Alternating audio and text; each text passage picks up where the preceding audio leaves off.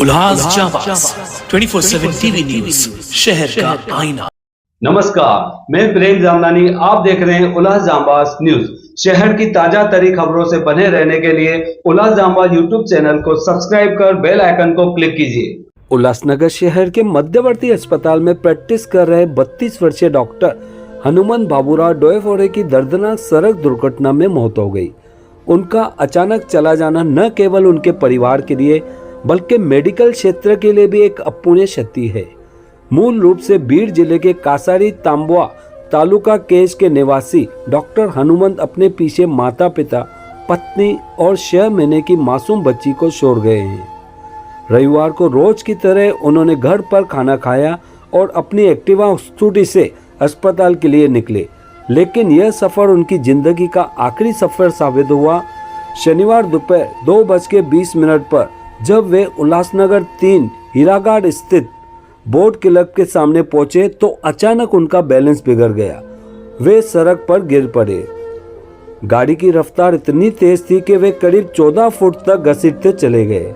गिरने से उनके सिर, पसलियों और हाथ में गंभीर चोटें आई।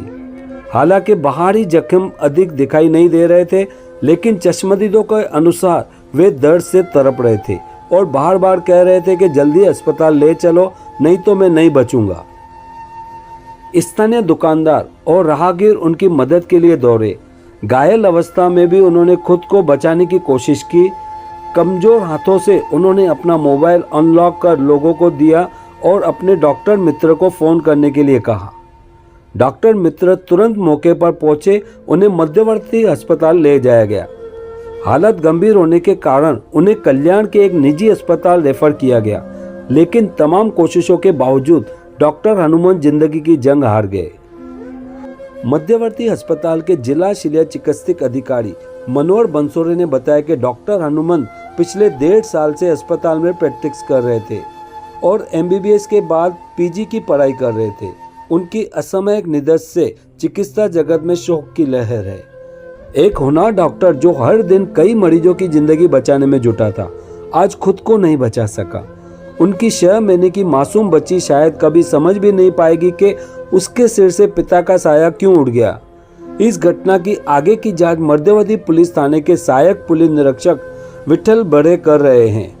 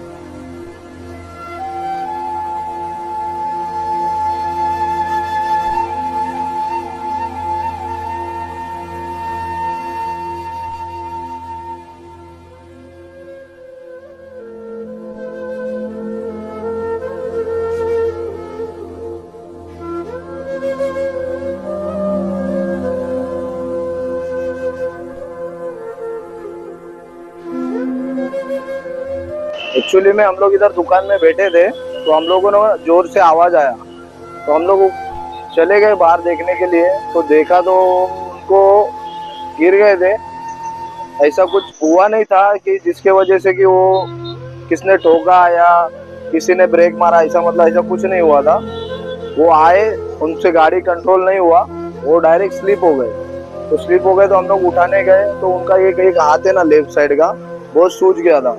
और यहाँ पे ना उनको पेन हो रहा था, तो हम लोग ने उठा के उनको वहाँ पे रखा। फिर नंबर निकाला कि बाबा कौन है क्या है वो, फिर उन्होंने लॉक खोल के दिया अपने मोबाइल का। जैसे ही लॉक खोला तो उनके दोस्त को ना फोन किया, तो उन्होंने बोला कि हम लोग ने पूछा कि इनका ऐसा ऐसा एक्सीडेंट हुआ, आप लोग कभी आएंगे? तो उन्होंने बोला कि किधर हुआ, तो हम लोग ने लोकेशन बताया। वो बोले कि हम लोग 2 मिनट में आएंगे।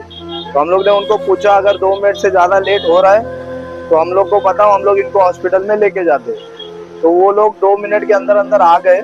उनको लेके जाने के टाइम पे ना वो लड़का इतना तकलीफ में था ना, वो बोल रहा था कि मैं मर जाऊंगा, मेरे को तुरंत लेके चलो। लेकिन हम लोग लेके जाने के प्रोसेस में ही वो बंदा आ गया, उसके 2 दोस्त, फिर वो उसको रिक्शा में डाल के लेके गया। उसके बाद 1-2-3 घंटे के बाद पुलिस वाले आए, ऑफिसर। उन्होंने बोला कि वो लड़का अभी नहीं है। तो सुन के बहुत शॉकिंग लगा हम लोगों को। फिर वो ऑफिसर भी आए, सब इन्वेस्टिगेशन किया।